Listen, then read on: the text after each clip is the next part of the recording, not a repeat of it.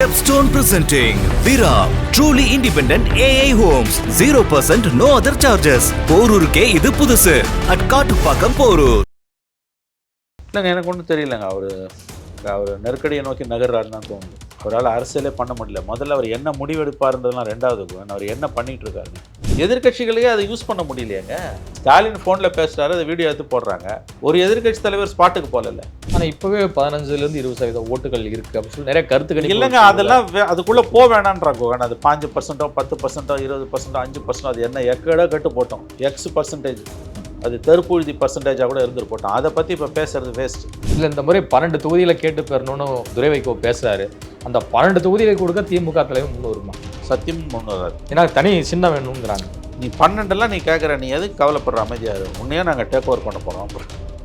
உங்கள் கட்சியை நான் வாங்கிட்டேன்ப்பா. அதுக்கான முதல் அறிகுறி தான் 3 பேர் சேர்த்தது. பொழுதனைக்கும் திரும்ப வந்து அதிமுக பாஜக பற்றி ஏன் பேசுனாரு? இங்கே அவருக்கு நெருக்கடி வருதுங்க. பாமக உள்ள கூட்டின்னு வந்து திருமாவுக்கு கொடைச்சலை கொடுத்துக்கிட்டு இருக்குது திமுக. அதை பற்றி பேசணும். திரும்ப மக்கள் முடிவு பண்ணுவாங்க. அதிமுக பாஜக கூட்டணி இணைப்பா, பிணைப்பா, சுணக்கமா?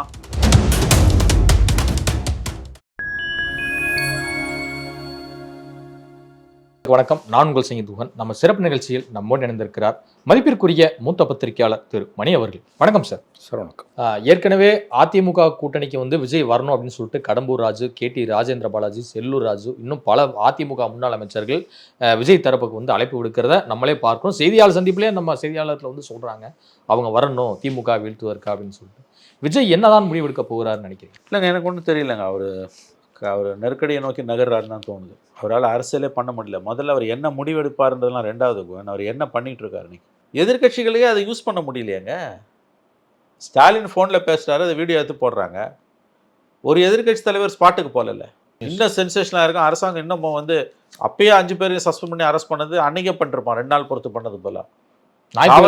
காவலர்கள் மட்டும் இல்லை, DSP வரைக்கும் அரெஸ்ட் பண்ணி உள்ளே போட்டிருப்பானுங்க. அடுத்த மாதம் தொடங்குறதா சொல்லியிருக்காங்க. இப்படியே தான் 1 வருஷமாக சொல்லியிருக்கானுங்க. தொடங்கி எங்கே போக போகிறாராம்? இந்த தஞ்சாவூரில் தொடங்கி கிட்டத்தட்ட ஒரு 20 மாவட்டங்களுக்கு போக போகிறாரு அப்படிங்கிறது தான் நல்லது தான்.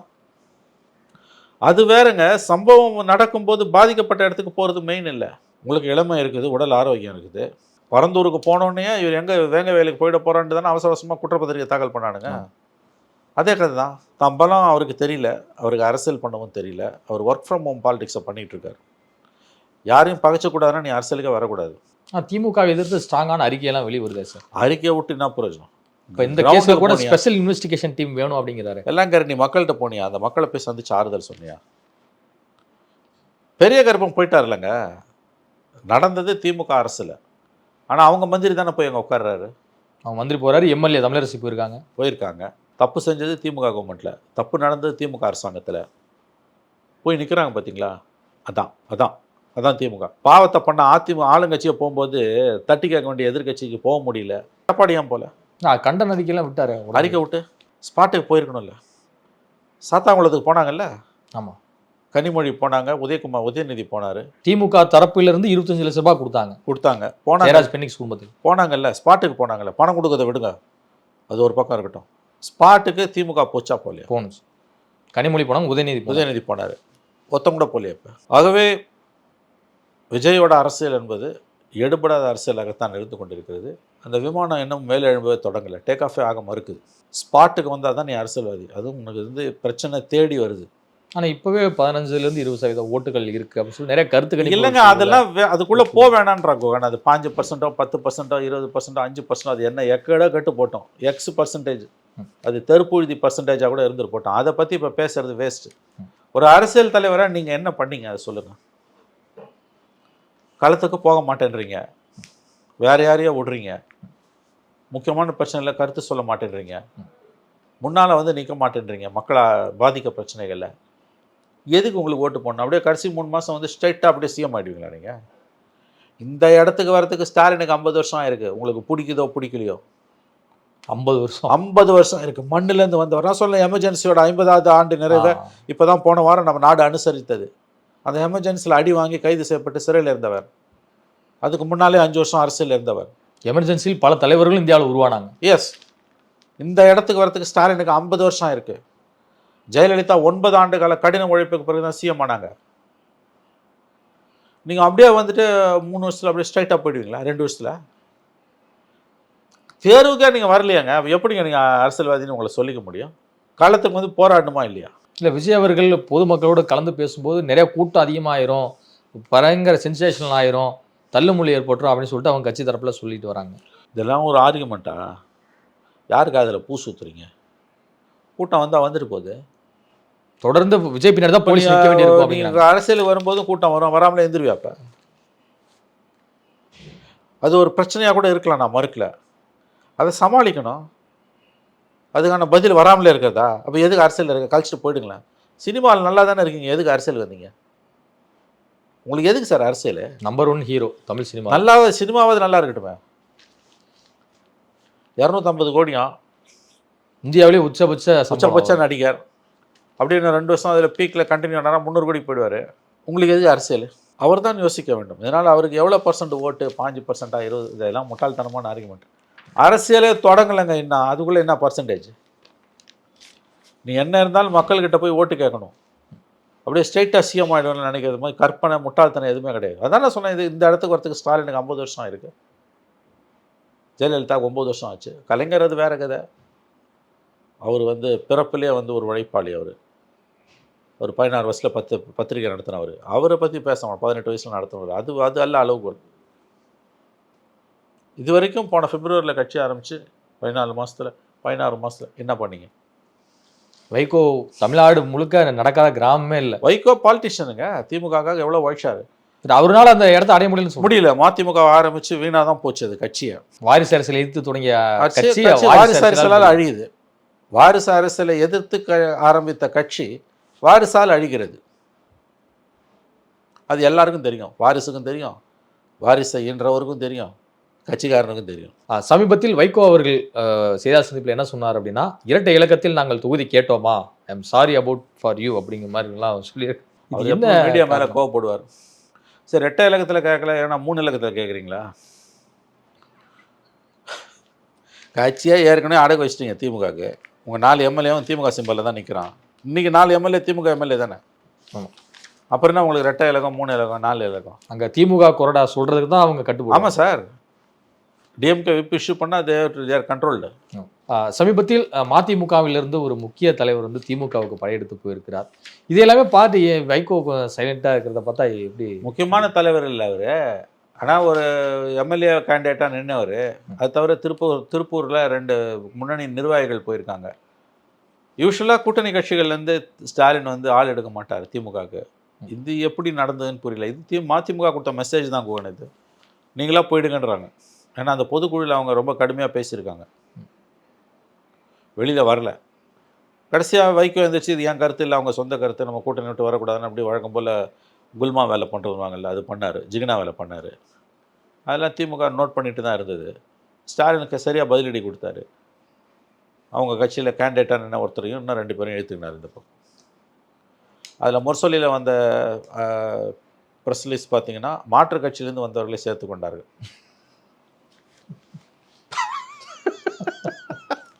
திமுக எவ்வளோ ஒரு குதர்க்கமான கட்சி, ஷார்ப்பான கட்சின்னு பாருங்கள். அவன் மதிமுகலேருந்து வரான்.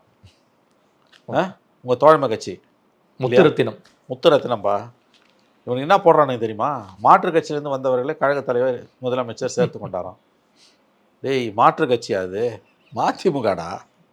இல்லை, அந்த திமுக எப்படி ஹேண்டில் பண்ணுது பாருங்கள். வார்த்தை சொல்லாடல். முதல்ல சேர்த்துருக்கவே கூடாது, தப்பு. ராயபுரம் மனம் சேர வந்தப்போ காங்கிரஸ்லேருந்து வேணான்னீங்க. இதே மதிமுகலேருந்து மல்லை சத்யா வந்தப்போ வேணான்னு சொன்னீங்க. அங்கேயே இருங்க. நீங்கள் இப்போதைக்கு நீங்கள் சேர்த்துக்கிறீங்க. ஆனால் ப்ரெஸ்லீஸ் எப்படி வருது நல்லா கவனிங்க. மாற்று கட்சியிலேருந்து வந்தோன்னா மதிமுகன்ற பேரே இல்லையா? மதிமுகவே திமுக முழுகிடும் கண்டிப்பாக. ஆல்ரெடி முழுகிடுச்சு. 4 எம்எல்ஏ டிஎம்கே சிம்பல்லாம் கதை முடிஞ்சு போச்சுல. இல்லை, இந்த முறை 12 தொகுதியில் கேட்டு பெறணும்னு துரை வைகோ பேசுகிறாரு. அந்த 12 தொகுதிகளை கொடுக்க திமுக தலைவர் முன்னுரிமா? சத்தியம் முன்னுறாரு. ஏன்னா தனி சின்னம் வேணுங்கிறாங்க. நீ 12 நீ கேட்குற, நீ எதுக்கு கவலைப்படுற? அமைதியாரு. உன்னையே நாங்கள் டேக் ஓவர் பண்ண போகிறோம். அப்புறம் உங்கள் கட்சியை நான் வாங்கிட்டேன்ப்பா. அதுக்கான முதல் அறிகுறி தான் 3 பேரை சேர்த்தது. எவ்வளோ பெரிய அவமானம். நான் கேட்குறேன், திமுகலேருந்து பிடிக்காமல் சில பேர் மதிமுகவில் போனால் இன்றைக்கி வைகோ சேர்த்துப்பாரா? அப்படியும் நடந்திருக்கு. பெரிய கட்சிகள்லேருந்து சில சமயம் மன வருத்தத்தில் தனிப்பட்ட முறையில் இருக்க விஷயங்களில் சில பேர் வெளியில் போயிருக்காங்க. அப்படி திமுகலேருந்து ஒரு 4 பேர் வரான், மதிமுகவில் வைகோ சேர்த்துப்பாரா? அதான் இங்கே நடந்திருக்கு. இப்போ இது வைகோவை சைஸப் பண்ணணும். கடைசியில் வைகோவை இந்த தேர்தலில் வெளியில் அனுப்பிடணும்னு தான் திமுக விரும்புதுன்றாங்க. அதிமுக பாஜக கூட்டணியில் இணைப்பு தான் ஏற்பட்டிருக்கிறதே தவிர பிணைப்பு ஏதும் இல்லை அப்படிங்கிற மாதிரி குறிப்பிட்டிருக்காரு திருமா அவர்கள். ஏன் அதிமுக பாஜக கூட்டணி அதை பத்தி பொழுதனைக்கும் திருமா அதிமுக பாஜக பத்தி ஏன் பேசுனாரு? இங்க அவருக்கு நெருக்கடி வருதுங்க. பாமக உள்ள கூட்டணி திருமாவுக்கு கொடைச்சலை கொடுத்துக்கிட்டு இருக்குது திமுக. அதை பத்தி பேசணும். திருமா மக்கள் முடிவு பண்ணுவாங்க. அதிமுக பாஜக கூட்டணி இணைப்பா பிணைப்பா, சுணக்கமா, நெஞ்சம் இணைத்ததா, இதயம் பணித்ததா, அடக்கத்துடன் செயல்படுவாங்களா இல்லை நாசமா போவாங்களான்றதை மக்கள் முடிவு பண்ணிட்டோம். அது அதிமுகவும் பாஜகவும் அவன் தலையில் என்ன விதி எழுதியிருக்குதோ அதை அனுபவிச்சுட்டு போட்டோம். உங்களுக்கு ஏன் சார் இந்த பிரச்சனை? இணைப்பு பிணைப்புலாம் உங்களுக்கு எனக்கு ரொம்ப அருவருப்பாக இருக்குது. திமுக கூட்டணியில் இருக்கக்கூடிய திமுகவும் இப்படி தான் பேசுது, திருமாவும் இதான் பேசுகிறான். உங்களுக்கு என்ன? அவன் ஜெயிச்சா தோக்குறான், எக்கடை கட்டு போகிறான் அதிமுகவும் பிஜேபி. உங்களுக்கு என்ன வந்தது? பாஜகவோடு போகாமல் இருந்திருந்தால் அதிமுகவுடன் போவதற்கு தனக்கு ஒரு வாய்ப்பு இருக்கிறது என்ற தோற்றத்தை உண்டாக்கி திமுகவிடம் கூடுதல் இடங்களை பெறலாம் என்று கருதி கொண்டிருந்த அன்பு நண்பர் திருமாவின் ஆசையில் மண்ணை அள்ளி போட்டார் அமித்ஷா. அந்த கோபத்தில் தான் நண்பர் திருமா இப்படியெல்லாம் பேசி கொண்டிருக்கிறார். அடிக்கடி எதுக்கு ஒரு நாளைக்கு ஒரு தடவையாவது அதிமுக பாஜக கூட்டணியை பற்றி பேசுகிறாரு? உங்களுக்கு என்ன சார் வந்தது? எவனோ எக்கடை கட்டு போகிறான். உண்மை என்ன தெரியுமா? முதலமைச்சர்லேருந்து, நம்முடைய திருமாலேருந்து, செல்வ பெருந்தகையிலேருந்து, கம்யூனிஸ்டுகள் அவங்க வரைக்கும் அவங்க என்ன தான் மதவாதம் கீழே கூட்டணி ஜெல்லாவில்னாலும் ஏடிஎம்கே பிஜேபி அலையன்ஸை பார்த்து பயப்படுறாங்க. ஏன்னா கர்ணன் தப்புனா மரணம். ஏடிஎம்கே இந்த திமுக இன்னும் 9-8 மாதங்களில் இன்னும் அன்பாப்புலர் ஆக போகுது. அப்படி ஆச்சுன்னா இந்த கூட்டணிக்கு தான் வாய்ப்பு அதிகம். அந்த கோபத்தில் தான் அவங்க தொடர்ந்து எடப்பாடியை விமர்சனம் பண்ணிக்கிட்டே இருக்காங்க. அமித்ஷா அவர்கள் எடப்பாடியை முதல்வர் வைப்பாருன்னு சொல்லல பாருங்க. அதிமுக சேர்ந்த ஒருத்தர் தான் முதல்வர் அப்படிங்கிறாரு. அப்ப இதெல்லாமே பார்க்கும்போது அதிமுக பாஜக கூட்டணியில் ஒரு மிகப்பெரிய புகைச்சல் புகைந்து கொண்டு தான் இருக்கிறது அப்படிங்கிற விமர்சனங்கள்லாம் வச்சுக்கிட்டே வராங்க. அந்த புகைச்சல்லாம் இருக்கட்டும். முதல்ல பாமகவும் பாஜகவும் இருக்கிற கூட்டணிலாம் இருக்க மாட்டேன்னு நீங்கள் மூச்சுக்கு 300 தடவை சொல்லியிருக்கீங்க கடந்த 10 வருஷமா. ஆமாம். இன்றைக்கி உங்கள் கூட்டணியோட தலைவர் செல்வ பெருந்தகை, கூட்டணியில் இருக்கக்கூடிய முக்கியமான தலைவர் செல்வ பெருந்தகை, அவர் போய் ராமதாஸை பார்க்குறாரு. பார்த்துட்டு ஒரு ரியாக்ஷன் என்ன? 2011 மாதிரி 2 பேரும் ஒன்றா இருக்கணுங்கிறாரு. விளங்குமா? அது 2015 ஒன்றா இருந்தீங்கன்னா சைபர் ஆக போகிறீங்கன்னு அர்த்தம். சில பிறந்தக இந்த கூட்டணி சைபர் ஆகணும்னு விரும்புகிறாருன்னு நினைக்கிறேன். அப்போ திரும்ப இதுக்கு பதில் சொல்லிட்டோம். அவன் ஏடிஎம்கே பிஜேபி எப்படியோ போட்டோம், உங்கள் கதை என்ன? உங்கள் கூட்டணி உள்ளே அவங்க பாமக இழுத்துன்னு வர போகிறாங்க. அப்போ நீங்கள் என்ன சுயமரியாதையோடு அப்படியே பொங்கி எழுந்து தனியாக போயிடுவீங்களா, இல்லை இதுக்கு ஒரு வியாக்கியானம் கொடுத்துட்டு உள்ளே இருப்பீங்களா? இபிஎஸ் அவர்கள் தனிப்பெரும்பான்மையுடன் அதிமுக தான் ஆட்சி அமைக்கும் அப்படிங்கிற குறிப்பிட்டிருக்காரு. இதை பாஜக தரப்பில் எப்படி எடுத்துக்கிறாங்க? எடுத்துக்க மாட்டாங்க. நாசமாக போட்டுன்னு நினைப்பாங்க. மெஜாரிட்டியாக வரக்கூடாது, சிரிச்சு நிற்பாங்க. நீ எப்படி வந்துடுறோம், நாங்கள் பார்த்துடுறோம். சீட் ஷேரிங்லேயே பிரச்சனை வரும். 80 சீட் ஜெயிப் பண்ணுறோம். 80 சீட்டு கேட்குறான் பிஜேபி. திமுக அதிமுக நிற்கிற தொகுதிகளை எவ்வளோ தூரம் குறைக்க முடியுமோ அவ்வளோ குறைக்க பார்ப்பான். 80 தொகுதி பாஜக வலுவு இருக்குது. ஆக்ஷனில் விட்டு கூட எடுப்பான் கேண்டிடேட்டை. உங்களுக்கு என்ன வந்து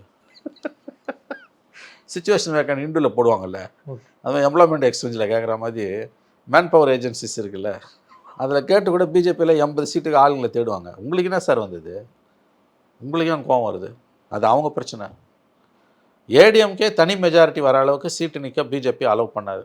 குறைஞ்சது ஒரு 170 170 நின்னா தானே இந்த மெஜாரிட்டி தான் விளங்கும், டச் பண்ண முடியும். நீ தூக்கின்னு போய் பிஜேபி கிட்ட 80 சீட்டு குத்தினா எலெக்ஷன் ரிசல்ட்டுக்கெலாம் நீங்கள் வெயிட் பண்ணவே தேவையில்லை. இப்போயே சொல்லிடலாம், டிஎம்கே முத்துவேல் கருணாநிதி ஸ்டாலின் 2வது முறையாக முதலமைச்சராக பொறுப்பேற்பது உறுதி உறுதி உறுதி.